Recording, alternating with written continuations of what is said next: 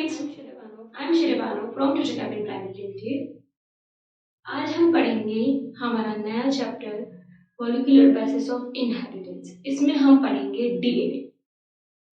हमने अभी तक जितना भी कुछ पढ़ा है लास्ट लेक्चर में, जो हमारा था molecule of inheritance and variations वाला जो चैप्टर था हमारा principle of inheritance and variation, हमने उसमें पढ़ा था कि क्रोमोसोम क्या होता है, जीन क्या होता है, कैसे वो कंट्रोल करते हैं। ठीक है, हमने ये सारी चीजें पढ़ी। बट आज हम पढ़ेंगे डीएनए। ठीक है, कि डीएनए एक्चुअली में क्या होता है, क्या स्ट्रक्चर होता है डीएनए का, डीएनए क्या करता है। ठीक है, हमको ये पढ़ना है। चलिए स्टार्ट करते हैं। ओके, फर्स्ट ऑफ ऑल तो हमको ये समझना होगा कि डीएनए जो है एक जेनेटिक मटेरियल है। ये भी क्यों जेनेटिक मटेरियल है? तो ये इसलिए जेनेटिक मटेरियल है क्योंकि डीएनए से ही क्रोमोसोम जो है वो बनता है। ठीक है, हमको पहले एक चीज और अच्छे से क्लियर करनी होगी। सबसे पहले तो जो भी साइंटिस्ट आए उन्होंने सबसे पहले न्यूक्लियस को देखा। ठीक है, न्यूक्लियस के अंदर उन्होंने कुछ न्यूक्लियर मटेरियल को देखा। तो न्यूक्लियस के अंदर होता है न्यूक्लियस। अगर हम यहाँ देखें, अभी हम सेंट्रल डॉग्मा नहीं पढ़ रहे, हम यहाँ पर देख रहे हैं। न्यूक्लियस के अंदर होता है, न्यूक्लियस के अंदर होता है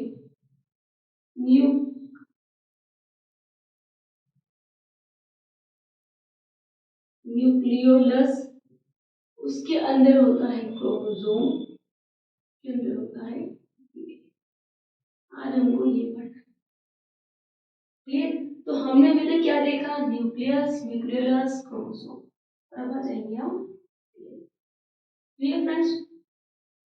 डीएनए का फुल फॉर्म क्या होता है? तो डीएनए का फुल फॉर्म होता है डीऑक्सीराइबोन्यूक्लिक एसिड। डीऑक्सीराइबोन्यूक्लिक एसिड से ही हमें कुछ समझ में आ रहा है कि कुछ न्यूक्लिक एसिड यानी कि कुछ एसिडिक मटेरियल होता है न्यूक्लियस के अंदर। क्लियर? अब क्योंकि राइबो है तो मतलब शुगर भी है। ठीक है, क्योंकि ऐसे तो बनेगा नहीं, तो इसमें नाइट्रोजनस बेसेस के अलावा, शुगर के अलावा फॉस्फेट होगा, हाइड्रोजन बॉन्ड्स भी होंगे। ठीक है, तो डीएनए क्या है? यह है group of molecule. DNA is a group of molecule that is responsible for carrying transmission the heredity material from one generation to the next. तो डीएनए क्या कैरी करता है बेटा? तो ये कैरी करता है जेनेटिक मटेरियल को। ठीक है, जेनेटिक इंफॉर्मेशन को ये कैरी करता है, और उस इंफॉर्मेशन को क्या करता है? कैरी करता है और साथ में ट्रांसमिट कर देता है। कहाँ ट्रांसमिट कर देता है? तो एक जनरेशन से प्रेजेंट जनरेशन से नेक्स्ट जनरेशन। अगर हम मान लें कि हमारे जो पेरेंट्स हैं उनका जैसा हमारा स्ट्रक्चर होता है, हमारे हेयर्स वैसे होते हैं, हमारा बिहेवियर कुछ उनके जैसा होता है, तो हमारे हमारे पेरेंट्स के पास जेनेटिक मटेरियल कहाँ से है? उनके पेरेंट्स से। ठीक है, उनके पेरेंट्स का जेनेटिक मटेरियल उनके पेरेंट्स से, और हमारे पास वो ट्रांसफर होता होता हमारे पेरेंट्स के, हमारे पेरेंट्स का जेनेटिक मटेरियल कुछ हद तक हमारे मम्मी और पापा का जो जेनेटिक इंफॉर्मेशन होती है वो हमें, इसलिए हमारा जो नेचर होता है, बिहेवियर होता है, हेयर कलर है, आई कलर, स्किन टेक्सचर, गोरे हैं, काले हैं, हम उनके जैसे दिखाई देते हैं। ठीक है, इसके बाद हमारी जो आगे फर्दर जनरेशन आएगी उसमें भी ये चीजें जो है वो ट्रांसमिट होती है। इट मीन हम कहते हैं ना कि हमारा जो मान लीजिए कि अगर हमारे आगे आने वाले जो बच्चे हैं वो उनके दादा दादी जैसे दिखते हैं या उनकी नाना नानी जैसे दिखते हैं, इट मीन्स कि कुछ इंफॉर्मेशन जो थी वो हमारे पास आई, वो हमारे पास रिजर्व में रही, बट वो एक्सप्रेस नहीं हो पाई, वो जीन एक्सप्रेस नहीं हुआ, तो वो है हमारी आगे फर्दर जनरेशन में गई। तो वो सब चीजें कौन लेके जाता है? वो जीन के पास भी क्या है? जीन में क्या है? एक छोटा सा सेगमेंट है किसका? डीएनए का। ठीक है, तो इस तरीके से हमें ये देखना है कि डीएनए जो है वो एक जेनेटिक मटेरियल को क्या करता है? कैरी करता है। क्लियर? तो इस तरीके से ये क्या होता है? जेनेटिक मटेरियल होता है। आगे हम आ जाते हैं, ये एक लॉन्ग पॉलीमर है। डीऑक्सीरिबोन्यूक्लियोटाइड्स का।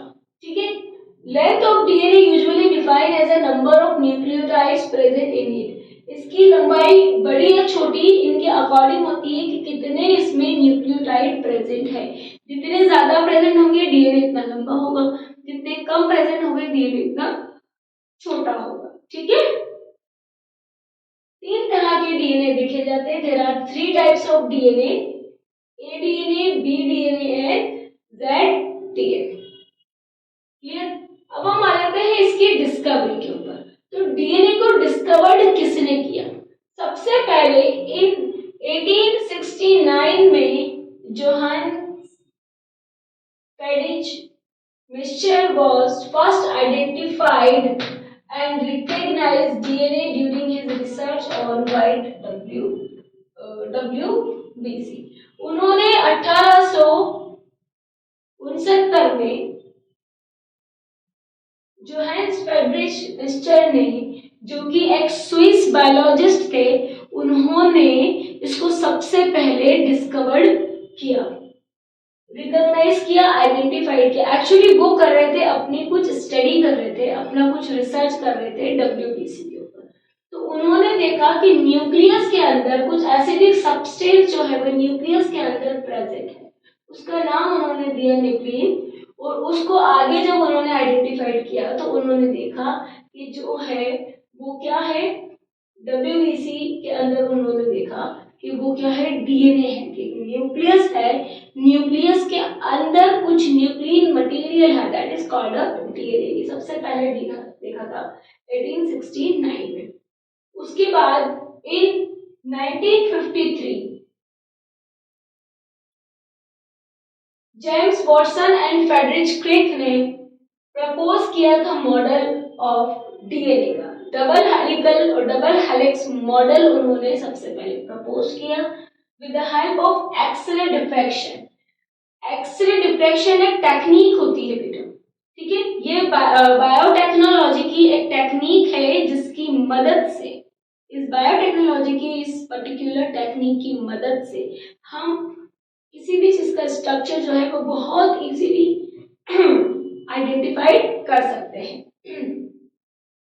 Double helical structure with the help of X-ray diffraction data produced by Bryce Wilkins and Rosalind Franklin ने, जब इनकी मदद से फ्रैंकलिन और विल्किंस ने जब एक्सरे डिफ्रैक्शन किया, तो एक्सरे डिफ्रैक्शन की टेक्निक की मदद से वॉटसन और क्रिक ने ये मॉडल को प्रपोज किया कि भाई डीएनए का जो मॉडल होता है ना, वो ऐसा लीनियर मॉडल नहीं होता है, ऐसा कुछ तो भी मॉडल नहीं होता है, वो एक्चुअली ऐसा ट्विस्टेड मॉडल होता है डीएनए का।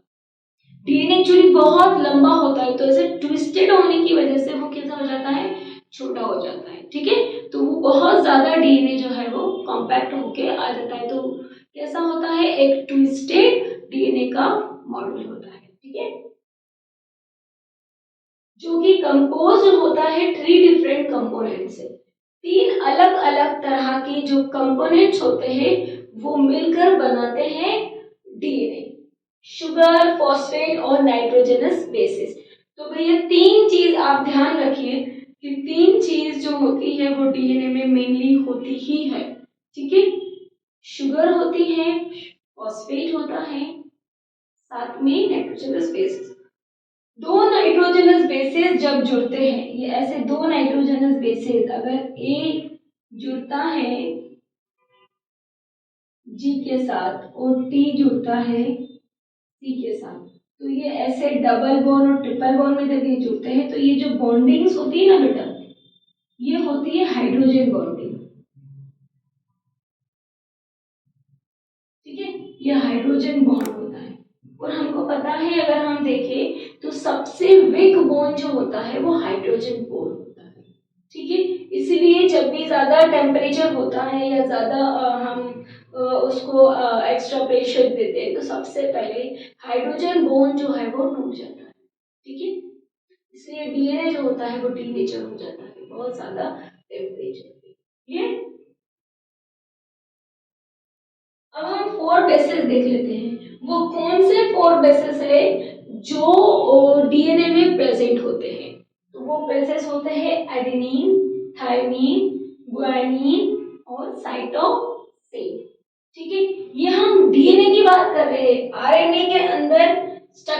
अलग होगा आरएनए का बेस जो है, इनमें से एक बेस जो है वो रिप्लेस होकर दूसरा बेस लग जाता है, इसलिए वो आरएनए होता है। ठीक है, तो हम यहाँ अभी आरएनए की बात नहीं कर रहे हैं।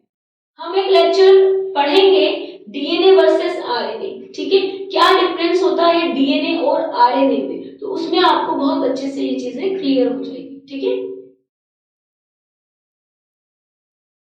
4 नाइट्रोजनस बेसेस में हमने देखा कि एडेनिन है, थाइमिन है, गुआनिन है, साइटोसिन है।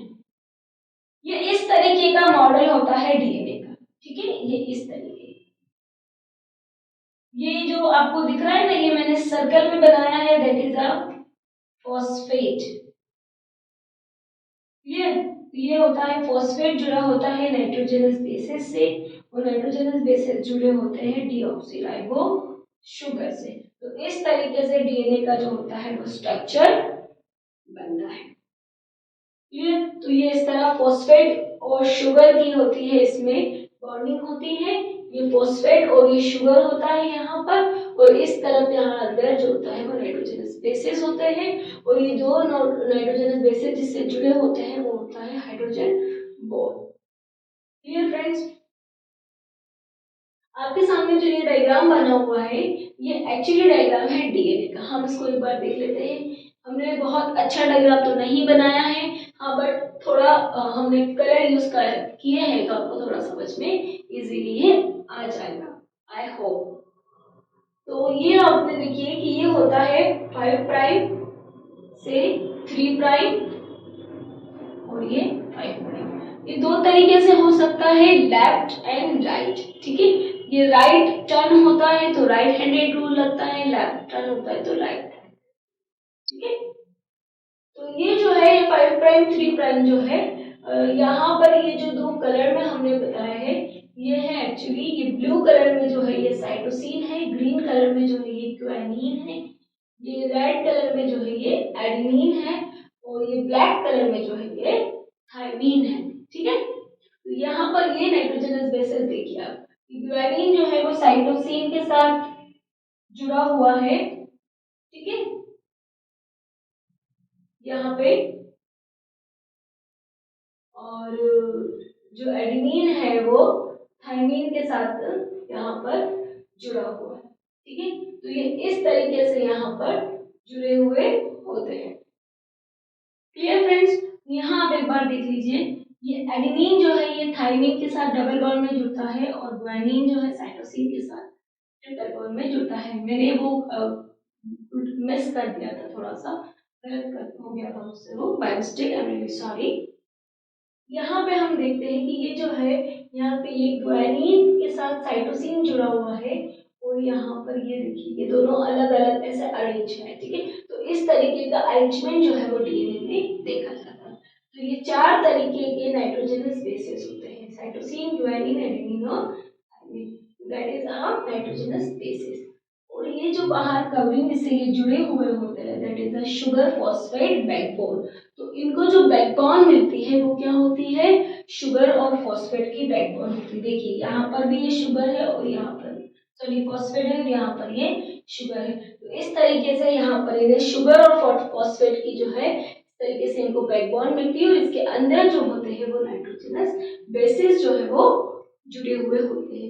अब ये जब ट्रिपल बॉन्ड और डबल बॉन्ड में जुड़े हुआ है, this triple bond and double bond is a hydrogen bond. Clear friends, इनमें मेजर और माइनर ग्रुप्स होते हैं। ठीक है, जो ज्यादा टर्न लेता है, डीप ग्रुप होता है, वो मेजर ग्रुप होता है, और ये जो है ये माइनर ग्रुप होता है। ठीक है, अब यहाँ पर देखिए, एक जब ये टर्न लेता है तो इनका जो ट्विस्टिंग होता है ये 3.8 एंगस्ट्रॉम होता है। ठीक है, ये 3.4 एंगस्ट्रॉम होता है। ठीक है, मैं 4 लिखना भूल गई। ठीक, तो यहाँ पर ये एक ट्विस्ट जो है ये 3.4 एंगस्ट्रॉम होता है। ये अब हम आ जाते हैं, हमने अभी तो ये देख लिया कि ये नाइट्रोजनस बेसिस है, बट इनमें से कौन से प्यूरिन है और कौन से पेरीमेडीन्स है। एक्चुअली दो नाइट्रोजनस बेसिस के अलग अलग ग्रुप्स होते हैं, जिसे हम बोलते हैं प्यूरिन एंड पेरीमेडीन्स। तो प्यूरिन के अंदर होता है ग्वानिन एंड एडेनिन, और पेरिमिडीन में होता है थायमिन एंड साइटोसिन। क्लियर? तो दो प्यूरिन और दो पेरिमिडीन यहाँ पर होते हैं, और दो पेरिमिडीन और प्यूरिन जो होते हैं वो यहाँ पर मिलकर क्या बनाते हैं, 4 नाइट्रोजन बेसेस होते हैं, और ये मिलकर बनाते हैं DNA. Nucleoside, sugar plus nitrogenous bases. अगर सिर्फ शुगर है और नाइट्रोजनस बेसिस है तो हम उसे बोलेंगे न्यूक्लियोसाइड। मगर जब न्यूक्लियोटाइड होता है तो it is a complete DNA. तो मतलब न्यूक्लियोसाइड प्लस फॉस्फेट ग्रुप मिलकर बनाता है न्यूक्लियोटाइड। क्लियर? अब चार्ग्राफ रूल्स जो है वो इरविन चार्ग्राफ ने 1950 में दिया था। उन्होंने बोला था कि भाई इक्वल प्रपोर्शन के अंदर होते हैं प्यूरिन एंड पेरिमिडीन। इक्वल प्रपोर्शन में इस तरह से डीएनए में प्यूरिन एंड पेरिमिडीन अरेंज होते हैं कि उनका जो प्रपोर्शन देखा जाता है वो हमेशा इक्वल होता है। अगर हम देखें तो ये होता है 1:1, 1:1 का रेशियो होता है। इट मीन्स कि 1 आता है इनका, जो आउटकम होता है वो 1 आता है। इट मीन्स कि यहाँ पर जो नाइट्रोजनस बेसिस जुड़े होते हैं प्यूरिन और पेरिमिडीन दोनों इक्वल प्रपोर्शन में होते हैं। ये प्रूफ हुआ है चार्ग्राफ रूल से, और इरविन चार्ग्राफ ने 1950 में इसको प्रूफ किया था। बहुत सी बार इस पे भी क्वेश्चन आता है। ठीक है, तो ये आपका हो गया डीएनए, और डीएनए के साथ इनका चार्ग्राफ रूल। अब हम आ जाते हैं सेंट्रल डोग्मा पे।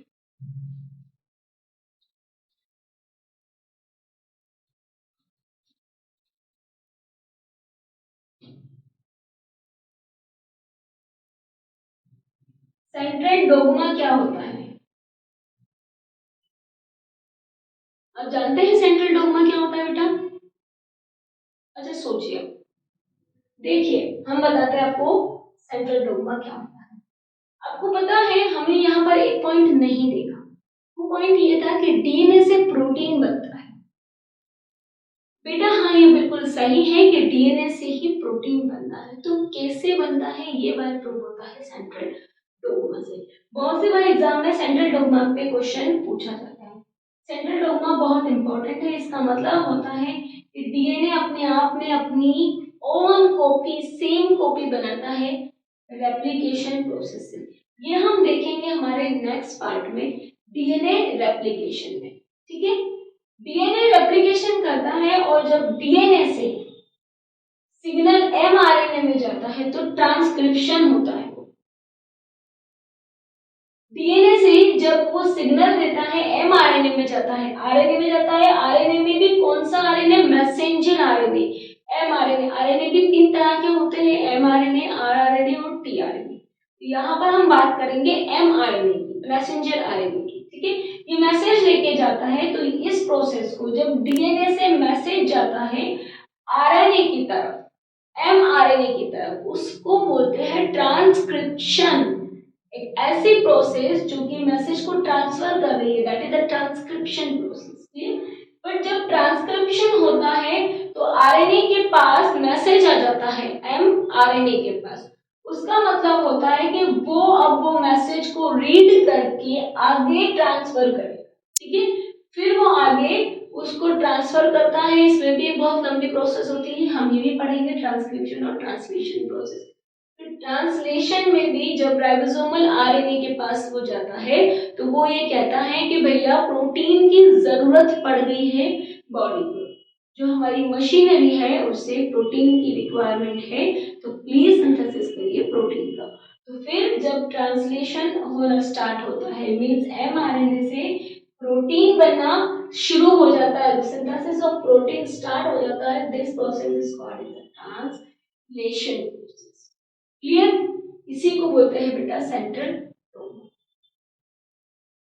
क्लियर हुआ? तो आज हमने इस लेक्चर में क्या पढ़ा, हम जस्ट रिकॉल कर लेते हैं कि हमने पढ़ा डीएनए जो है वो डीऑक्सीराइबोन्यूक्लिक एसिड है, जिससे समझ में आ रहा है कि इसमें शुगर, न्यूक्लियस और फॉस्फेट और हाइड्रोजन ग्रुप्स में प्रेजेंट है। इसके अलावा ये कैरी करता है, ट्रांसमिशन करता है, लॉन्ग पॉलीमर होता है, जिसकी लेंथ डिफाइन कितने नंबर ऑफ न्यूक्लियोटाइड प्रेजेंट है उस पर निर्भर करती है। 3 तरह के होते हैं, ए, बी, ZDNA किस किसने इसको डिस्कवर्ड किया, किस मेथड से किया, कौन सा मॉडल होता है, डबल हेलिकल मॉडल होता है, ठीक है। कंपोनेंट होता है शुगर, फॉस्फेट और नाइट्रोजन, ठीक है। फॉस्फेट, नाइट्रोजन और डीऑक्सीराइबोस शुगर जो होती है, फॉस्फेट और डीऑक्सीराइबोस शुगर जो है वो एक बैकबोन का काम करती है। नाइट्रोजनस बेसेस जो है वो प्यूरिन एंड पेरिमिडीन इक्वल प्रोपोर्शन में अरेंज होते हैं और ये डबल बॉन्ड ट्रिपल बॉन्ड में प्रेजेंट होते हैं। जो ये बॉन्ड बनाते हैं वो कौन सी होती है, तो हाइड्रोजन बॉन्ड ये होती है, ठीक है। फिर हमने ये स्ट्रक्चर देख लिया, ठीक है। हमने देखा कि क्या प्यूरिन होते हैं, क्या पेरिमिडीन होते हैं, क्या न्यूक्लियोसाइड होता है, न्यूक्लियोटाइड होता है। और चेगाफ रूल से ये एडविन चेगाफ ने 1950 में इसको इक्वल प्रोपोर्शन में बताया प्यूरिन एंड पेरिमिडीन को, और उसका रेशियो बताया 1:1, दैट इज 1, और ये इक्वल प्रोपोर्शन में प्रेजेंट होते हैं। ये चेगाफ रूल से ये प्रूफ हो जाता है, ठीक है। क्लियर। इसके बाद हमने देखा था सेंट्रल डोग्मा। सेंट्रल डोग्मा क्या होता है, तो सेंट्रल डोग्मा होता है डीएनए से आरएनए और आरएनए से बनता है प्रोटीन बाय ट्रांसक्रिप्शन और ट्रांसलेशन, ठीक है। तो इन सब से हमें आज क्या समझ में आया कि हमने स्टडी किसको किया, डीएनए। डीएनए में कुछ जो डीप ग्रुप होते हैं उसे हम मेजर ग्रुप बोलते हैं, और जो कम होते हैं, जो शैलो होते हैं, उसे हम बोलते हैं माइनर ग्रुप, ठीक है। और इनका जो एक ट्विस्टेड टर्न होता है वो होता है 3.4 एंगस्ट्रॉम, ठीक है। तो ये यहाँ पर हमारा डीएनए का जो स्ट्रक्चर है वो क्लियर हो गया।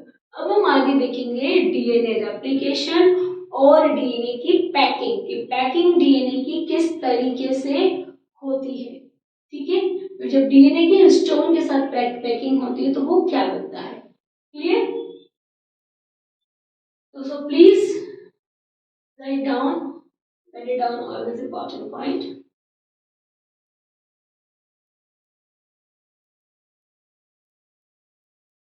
Hope you understand well in this lecture.